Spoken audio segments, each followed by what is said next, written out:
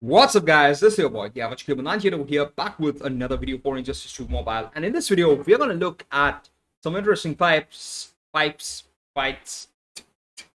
Man, what happened to my speaking abilities? I don't know.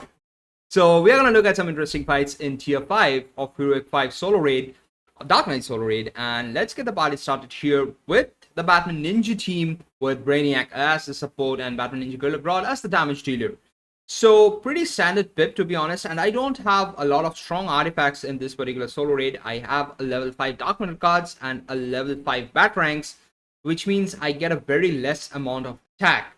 And the strategy is simple here, just stack up the lethals as much as possible, which is what I'm doing. And this particular arena in tier 5, I like the arena, and the reason why is this arena is very short, and so it's easy to corner the opponent very fast. And as you can see here, just do simple combo interruptions and do the basics and the special abilities. And it's important to note here, don't let Brainiac die. That's why I tagged in Batman Ninja Robin, and 420k damage. That's like pretty huge damage. Bane has a definitely increased amount of damage, guys, so very it's a very problematic scenario, to be honest, and be very careful, to be honest. And we are at 9 stacks, and look at this, we are losing health on Brainiac. Man, that's ridiculous. So 10 stacks finally, cornering Bane, and that means now I would be able to do the infinite combo from Batman Ninja Gorilla Grodd. And it's always important to do the super move from Batman Ninja Gorilla Grodd at the beginning of the match, because in that scenario you won't be interrupted at all once you have started doing the infinite combo. Pretty easy steps to do the infinite combo, but as you can see here, although I have like 71% critical attack chance, not all the hits are critical hits. The 5 million damage that you're seeing is basically a lethal hit, dot only. It's not a critical one.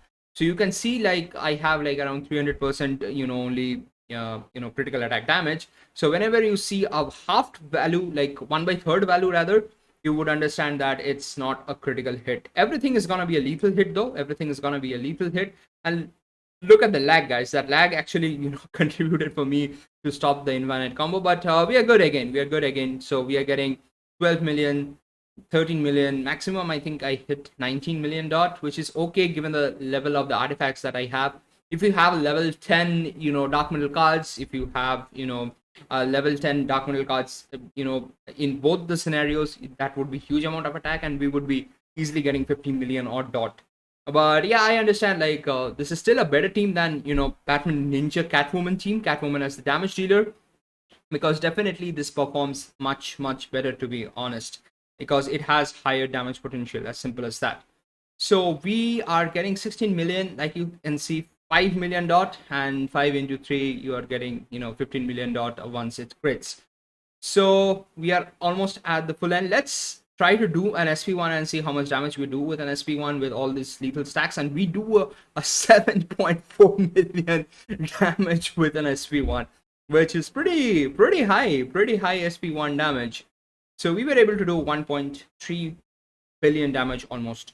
So let's look at the next pip, and in the next pip I'm going to use Heartbreaker Harley Quinn with the Dark Metal cards artifact, and my Heartbreaker Harley Quinn is maxed out at critical attack damage. It has 500% critical attack damage, 5.6k odd attack, and I'm equipping the the Sword of Sin here on Arkham Knight Batman, and there's a reason for this, and that is the Bane's super move is gonna do a huge amount of damage and is gonna take out even Arkham Knight Batman is what I believe, to be honest, is what I believe. And I think I've seen it in the past happen to myself as well. So it's better to have, the Sword of Sin so that you can drain the power and keep Bane's super move away. So as you can see, the damage from SP1 is also pretty high. This is full defense Harley Quinn. So you can understand, like, if he does the super move, it's gonna wreck. It's literally gonna wreck.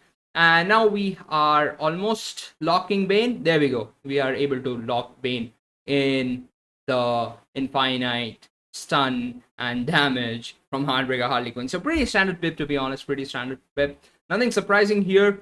No surprises. Pretty straightforward, standard Heartbreaker Harley Quinn, one-shotting stuff.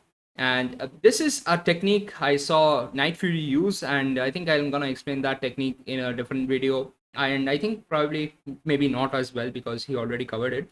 So pretty easy, 534k, 534 million rather damage out there. Now I'm literally left with no choice on what I should use for the 16. I didn't want to go on Atrocitus because it has random tagging. I don't have the characters that can, survive the random tagging.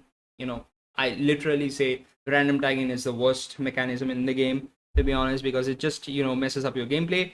Harley Quinn is immune to dot, and I didn't want to, go for Harley Quinn because I want to do some percentage reduction against Harley Quinn and then, knock it off with some stronger teams. So that's the strategy I have for Harley Quinn. Similar strategy for Atrocitus as well. So which means I have, Entangling Poison Ivy over here left. And I decided to go with, Justice League Flash and Black Manta. And this was a mistake that I did, that I, put Silver Green Lantern in. I should have put Bane in or even Justice League Cyborg. And it will like, no guys, why? And also another mistake I did here is I went ahead with the Dark Metal cards on, Black Manta. So it's better to actually have the Batarangs on Black Manta. If you have the Batarangs, it's better to have, the Beta Club on Black Manta as well compared to having the Dark Metal cards. Artifact, you're going to do more damage. But I was just checking out to see like how much damage I'm able to do. And on Silver Green Lantern, I also had a Dark Metal card level 1 artifact, which grants me around 3000 bonus attack. So not a lot of attack, to be honest. 6,900, 3,000, and I think some 12,000. I'm getting some, around 20,000 extra attack. Not a lot of attack, like I said, not a lot of attack. And there we go. So we are starting off the battle here and starting off with Black Manta. And I put Black Manta in like initially in the 3rd slot so that I can tag in and get a boosted power, which means I would be able to do the super move, before Entangling Poison Ivy does the super move and can tag out. So that's a strategy that you can, consider while you are taking the gameplay into account for Black Manta. Not only Black Manta, other, damage dealers as well. Like you have to do the super moves to get a boost in the damage that you are doing.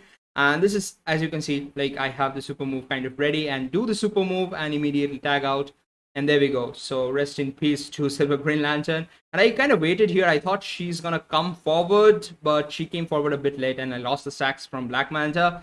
But it's okay. I mean, we are still good. And Entangling Poison Ivy is pretty easy to combo interrupt, but sometimes there is our good friend out there called lag, which can mess up quite a lot of things. So we're going to look at that as well. And by the way, so Entangling Poison Ivy is stun and freeze immune. So only Black Manta and Arkham Knight Batman and I think Mr. Freeze can freeze.